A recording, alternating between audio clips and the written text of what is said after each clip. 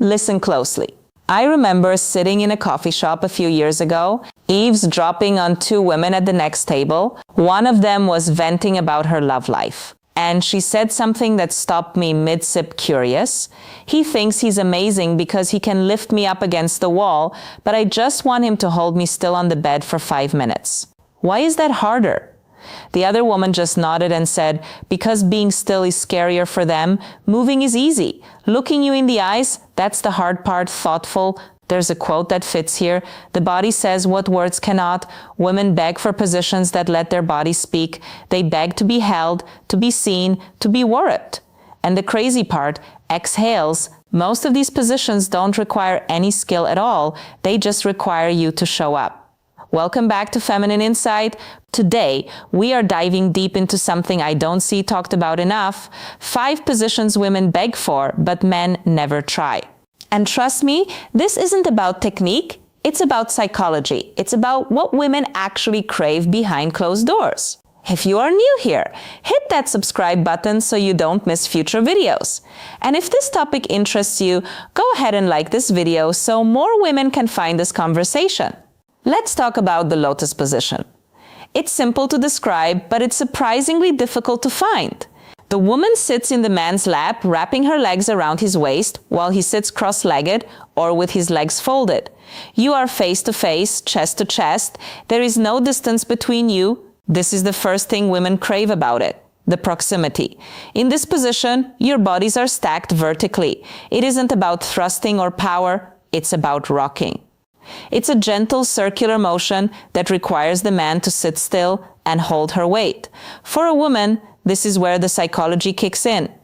When she wraps her legs around him and he holds her there, she is completely vulnerable.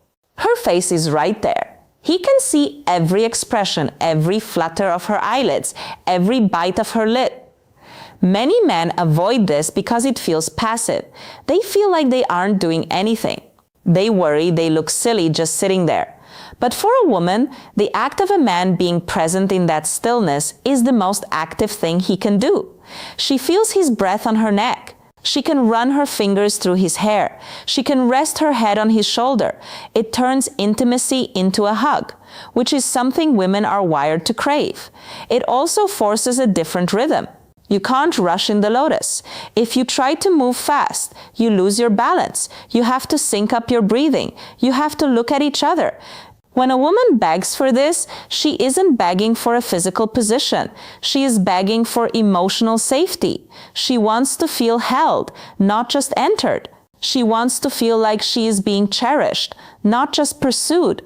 It is the difference between a physical act and a spiritual connection. When a man finally tries it, he usually realizes that the intensity of eye contact and the warmth of her body pressed against his is a feeling no amount of acrobatics can ever replace. It's the feeling of being truly invited in. Let's talk about spooning. On the surface, it sounds like the lazy option. It's the thing you do when you're too tired for anything else, but that is a massive misunderstanding of what spooning actually offers.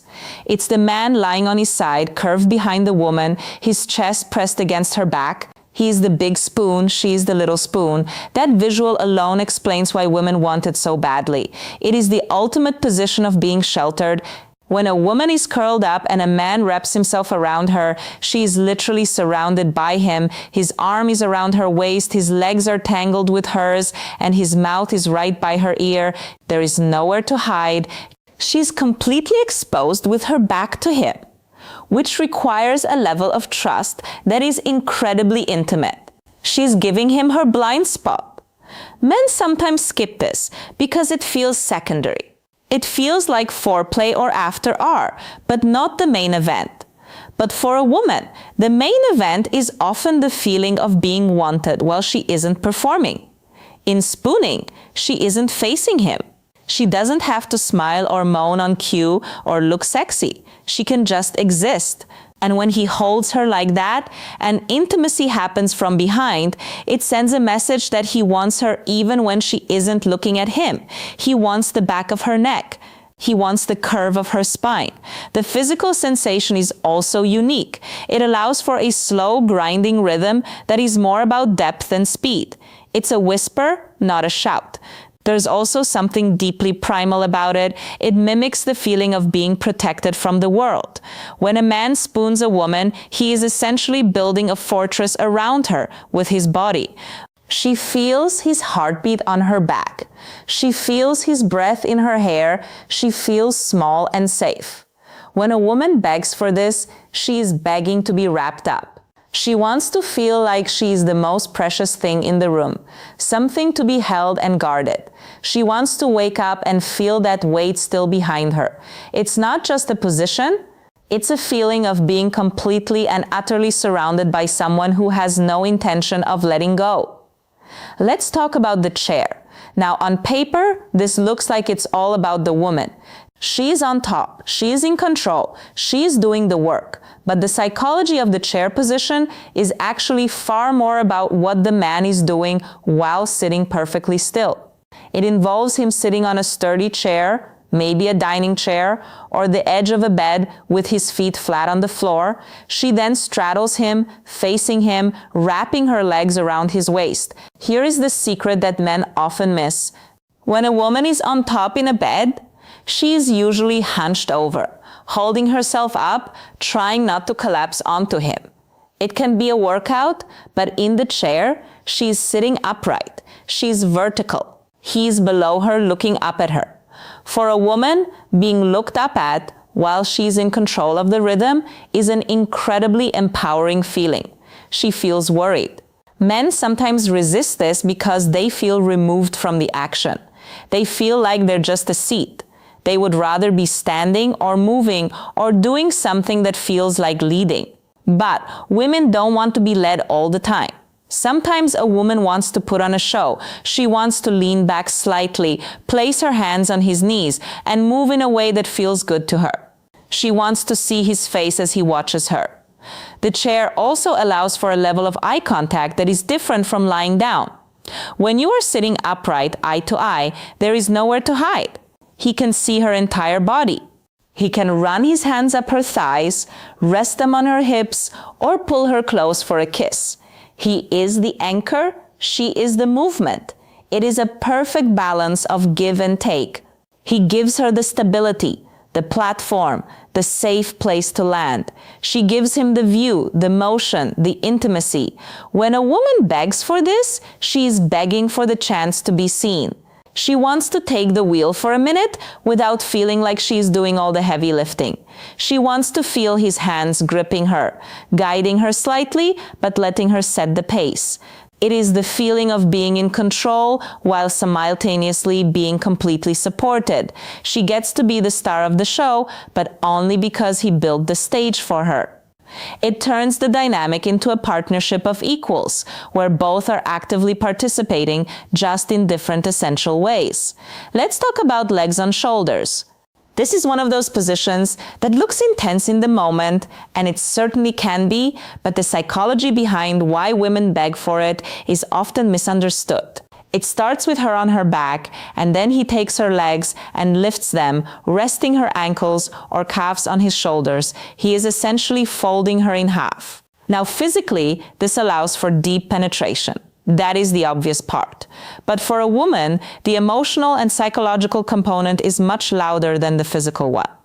When her legs go up, she becomes completely open. There is no crossing, no closing off, no hiding. She is lying there exposed with her legs framing his face. It is the ultimate position of surrender. She is saying here, I trust you completely. Men sometimes avoid this because it looks like work. You are holding her legs. You are supporting her weight. You are leaning into her. But what men don't realize is that the woman is not looking for acrobatics here. She is looking for the feeling of being completely vulnerable while the man looks at her. When he holds her legs like that, he has a perfect view of her face. He can see every reaction, every gasp, every time she closes her eyes. There is no turning away. There is also something about the angle that changes everything. It changes the way he kisses her. He has to lean down to reach her lips. He has to stretch forward to whisper to her. He is covering her, hovering over her, surrounding her. She feels small. She feels delicate. She feels like he could just wrap himself around her completely. And when he looks down past her legs straight into her eyes, it creates a line of sight that feels incredibly intimate. It is just the two of them locked in. When a woman begs for this, she is begging to be unfolded. She wants to be opened up and explored, but gently. She wants to feel his weight, but also his control. She wants to know that he can handle her vulnerability, that he won't be scared by how exposed she is. It is a test of trust, passed in real time. She is giving him everything, and in return, he holds her legs, supports her, and meets her gaze. It is vulnerable, deep, and intensely personal. It is the feeling of being completely at someone's mercy and knowing deep down that you are completely safe there. Let's talk about the seated oral position. This is the one that requires the most from the man physically, but gives the most to the woman emotionally. It's simple to describe. She sits on the edge of the bed or on a sturdy chair, leaning back slightly. He kneels down on the floor in front of her. That's it. He is on his knees looking up. Now, men often skip this instinctively. It's not that they don't want to please her. It's that kneeling is vulnerable. It's submissive. In a world where men are taught to lead, to stand tall, to be the conqueror, getting down on your knees in front of a woman feels like lowering yourself. But here is what women understand that men sometimes miss. When a man kneels, he isn't lowering himself. He's elevating her. For a woman, being in this position is about receiving. It is about being allowed to just sit there, to lean back, to close her eyes, and to receive pleasure without having to give anything back in that moment. She doesn't have to worry about how she looks. She doesn't have to perform. She doesn't have to contort her body into a pretzel to make it easier for him. She just gets to exist and feel. There is also the visual of it. She looks down, and there he is. He is below her, focused entirely on her. His hands are on her thighs or holding her hips. He is exactly where he wants to be. That visual alone, looking down and seeing a man completely absorbed in her pleasure, is intoxicating for a woman. It makes her feel desired in a way that is different from penetration. It makes her feel warped. The psychology here is about surrender, but from his side, he surrenders his comfort. Kneeling on a hard floor isn't comfortable. He surrenders his pride. He puts her pleasure literally in front of his face. When a woman begs for this, she is begging to be put on a pedestal. She wants to feel like she is worth the discomfort of the floor. She wants to feel like a queen being served by someone who adores her. It turns the tables completely. It says that her pleasure is important enough to kneel for.